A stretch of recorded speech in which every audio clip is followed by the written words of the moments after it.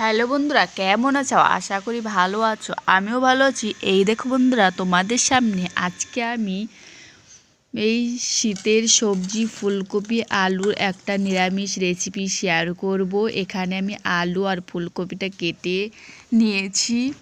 তারপর ফোড়নের জন্য নিয়েছি শুকনো লঙ্কা, তেজপাতা, জিরে, কালো জিরে। এখানে মশলার জন্য নিয়েছি জিরে, পোস্ত, সর্ষে, আদা, কাঁচা লঙ্কা আর শুকনো লঙ্কা। এগুলোকে আমি কাঁচা বেটে নেব।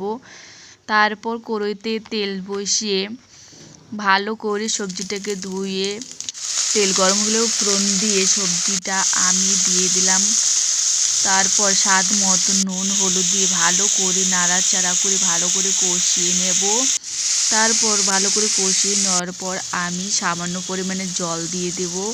যেহেতু এই রেসিপিটা গা মাখা করে রান্না করব, খুব ঝোল রাখবো না, সেই জন্যে। আর এখানে আমি মশলাটাও বেটে নিলাম। তার কিছুক্ষণ বাদে ফিরে আসলাম।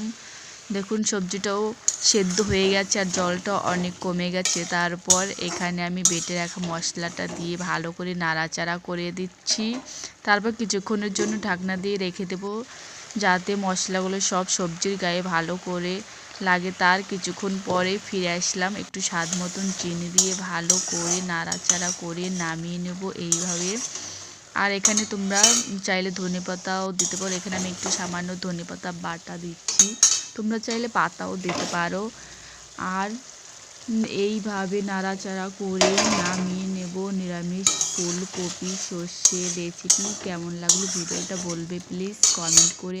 আর তোমরাও একবার তৈরি করে খাবে আর আমাকে বলবে কেমন হয়েছে প্লিজ কমেন্ট করে। যদি ভিডিওটা ভালো লাগে প্লিজ সাবস্ক্রাইব করে আমার পাশে থেকো। কেমন লাগলো ভিডিওটা বলবে।